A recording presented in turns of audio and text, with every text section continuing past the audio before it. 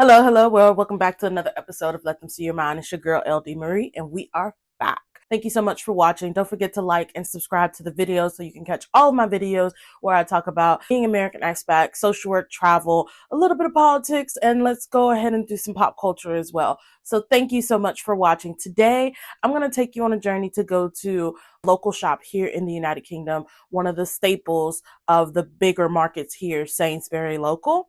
So I have my list ready and I am ready to go. And then we're going to talk a little bit about the differences between grocery stores in America versus the grocery stores here in the United Kingdom. I'm going to discuss further about some of the differences that I have experienced by shopping here in the UK compared to shopping in America. So we're going to rank the stores of the UK from the Target to your local Walmart. So sit back, let's relax, let's go.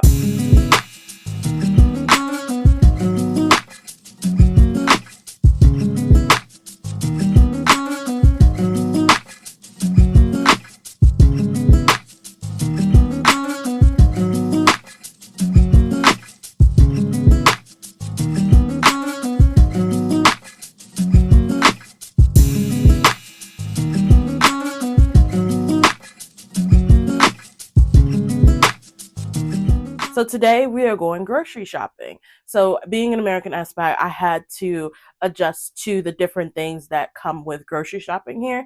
There are many different things that are not included in American stores that I find here very interesting. And I thought it would be great to show you guys my shopping experience when I go to the store. Now, there are certain brands here in the United Kingdom that are in America, like Whole Foods, but those stores are only in the London metropolitan area. Some of them are in other metropolitan cities, but as far as for like a small town like Slough, we get the standard UK stores like Waitrose, Sainsbury's, Tesco, and all different other grocery stores. And then we have the local markets and local shops that are owned by local people here in the city. But today we're going to the regular Sainsbury's. Let's go. Hey guys, so I am on my way to the store. So when I'm walking to the store, it's better just to have my own little basket so I can walk with all my stuff and then head back. Normally I would have bags, but since I have a basket, it's just normally I can just throw it in there. So here in the United Kingdom, you have to have your own bags. Like you have to pay for your bags. And it'd be like sometimes 10 cents per bag. So it's easier just to have your own type of bag here. All right, let's head to the store. All right, this is Sainsbury's. This is the local shop that I go to. It's usually about a 10-minute walk. Hey guys, so we're walking into Sainsbury's. So one of the first things that you can experience when walking into this particular store is the home section. Same thing as you would see in a Walmart and where all the kitchen supplies and everything else. Then now we're going to the fruit section where I was picking up some grapes. It is pretty much open refrigeration for all fruit, veg, those different types of things normally that you would see in a normal grocery store. Now, this is the freezer section and me coming out to the different aisles and just different types of aisles. So there's 2 aisles on each side. I couldn't really get so much footage because it was a busy day and I did not want to be that awkward person within the grocery store and recording different people. As you can see, I've tried my best to cut out as many faces and everything else as possible. This is where majority of the fresh products of meat, vegetables, cheeses, lunch meat, it's all open refrigeration. There's no doors, there's nothing like that. And then this is the front of the store. And there's also like a skin section that we're going to pass by. And I'll give you a close-up version of what the skin section looks like. Skin, makeup, and different types of products within the section, the hygienic section that you would normally see. And then we are heading into checkout with all of our goodies. Hey guys, so I just finished my shop and I just want to take the time out to say this is a beautiful day. The only time that it's rare with the UK to have the sun out and people just outside and doing shopping, going on picnics, going to the park, those different types of things. So I spent $112, which equates to about 130 in US dollars, and just a weekly shop that could be like 2 weeks, maybe 3, depending on how I stretch it and depending on how I cook it. So let's get back to the room and we'll discuss some of the things, the differences between the American shop and a UK shop. Stay tuned.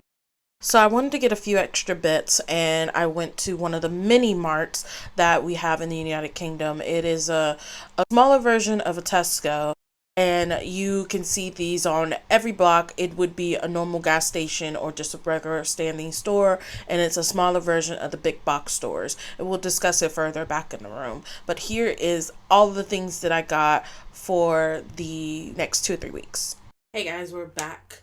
So now let's discuss the whole process of shopping. Now, there is grocery stores that are as posh and lovely as we would like to call them Whole Foods or the Targets of America, but there's also different stores and leveling of stores that are here in the United Kingdom. So I go to Sainsbury's. I have also shopped at Asda, also shopped at the Waitrose. Then there's Tesco. Then there is the co-ops, and they're like little mini stores, and then there is S&M, and then there's Little, and then there's Iceland. So I have stopped at majority of these stores in one lifetime or another, and today's is normally just a walk, 10-minute walk to my from my house and back, and I showed y'all all the food that I bought for £12. And then also we went to a little smaller shop, a 7-Eleven, but it's more, you can get the produce, you can get your milk, your eggs, pretty much the same price that you would get at the big store. And then also it's just smaller selection, and those are the type of stores that you would see normally in the UK neighborhoods, where there's not like a big superstore that's near close by and you just need something really quick. You can go in there. It's just the smaller version of the bigger stores, and that's something that I would wish that America would adapt, instead of like the convenience stores, more or less like having a smaller mini mart within the food deserts that normally come about, or just quick shops that people can go in and go out. I know some stores do the equivalent of that as Family Dollars, but I thought it'd be fun to play a little game as far as like we're going to match the superstores of the UK superstores compared to the US superstores. So first, everybody knows Walmart. Walmart is like the big chain in the States, and that is something that you would see when going into everywhere when you go into the States. So I would compare Walmart as, this version here of Walmart is Asda, because it used to be owned by Asda. Walmart did own Asda for a while, and the similarities of the two shops are, it's discounted, it's cheap, but it's also, they still have the high prices, they still have those name brands out there. And I would say that Walmart and Asda, those Asda is the British cousin of Walmart. Now, I will also say in this category, this is the Tesco, Sainsbury, those two shops, they're in one category. I would say these are the Kroger Albertson brands of America. These are the ones that are slightly posh, but you can still get affordably. You can still have your discount cards and those different types of things, and you get a reduced price on things. Sainsbury actually price matches to Aldi, because yes, we do have an Aldi out here. I forgot to mention we do have Aldi out here. Sainsbury and Tesco, they're those good brother and sister, and it's the equivalent of Albertsons and Kroger that you would see. Now, the next one is, I classify this as M&S, Waitrose, and M&S. They have top quality food. They are like, if you are a little bit of upper class, this is the store for you. This is the Target of middle class, upper middle class. You get to go there, you get lost in there, you can relax in there. There's a coffee shop, there's a wine bar in the Waitrose in Canary Wharf, and so people just go there to go to the wine bar and just sit back and relax and try wine and talk about their days, and it can literally be a good hot spot to go to. Now, M&S and Waitrose, that's where like the good stuff is. That's what not necessarily high quality, but it's the top tier of grocery stores. Like if you have a little bit extra money and you want some more quality food, then you can go to M&S and Waitrose. But you can find some good deals in both of those stores. But if you want a little bit more bang for your buck, you would go to the other places that I mentioned. So the UK does have Whole Foods, but they also have another store called Harold's. That is a store where like I would just go there and I can spend, because I've seen a video on this, I can spend a sandwich, chips, and a drink, or it's not even chips and a drink though. It's like a sandwich, a high ass type of sandwich, a very posh side, and then you can get a drink, and that can all together be £50. Who's not gonna pay this? Is me, unless I'm gonna do an episode there, and we'll just go there and just go travel just to see what the differences is compared to the other stores that I mentioned.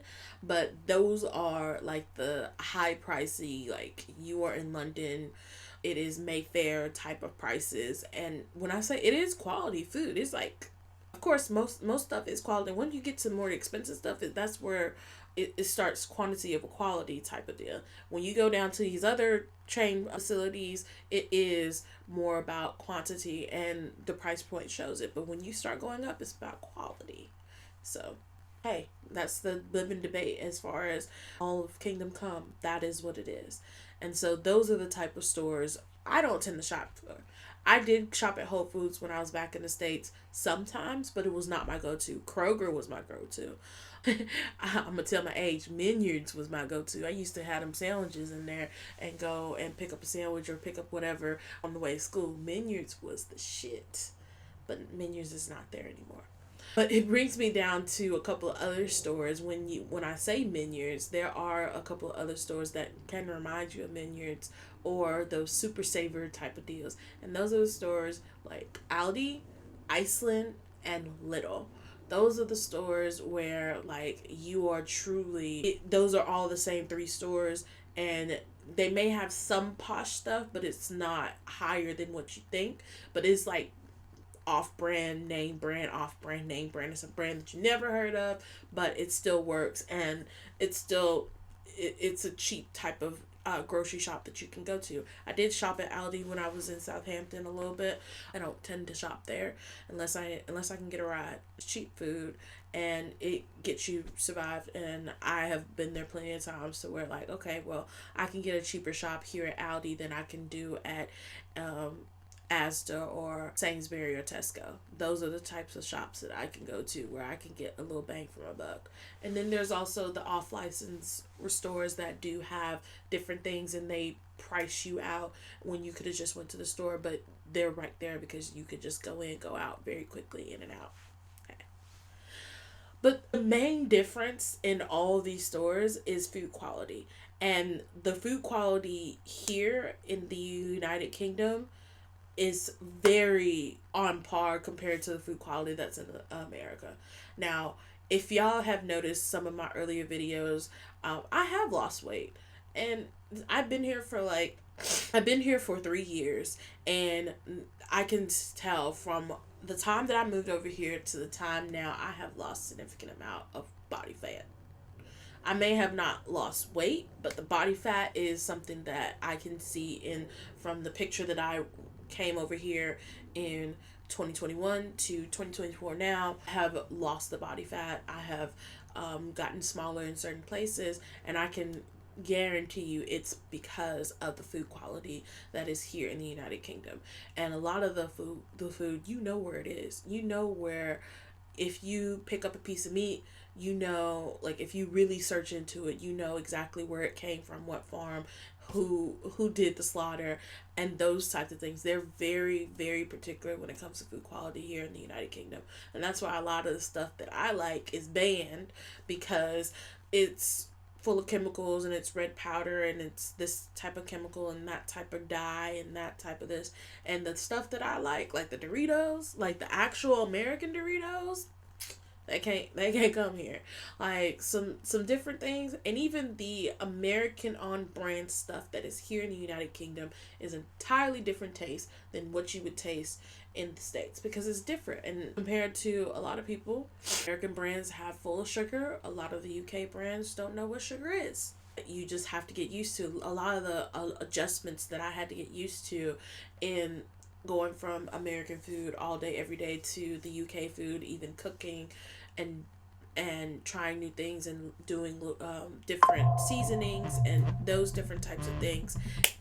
I'm back. So sorry. Somebody was calling me and I had to figure out how to end the call and not let it be vibrating on camera.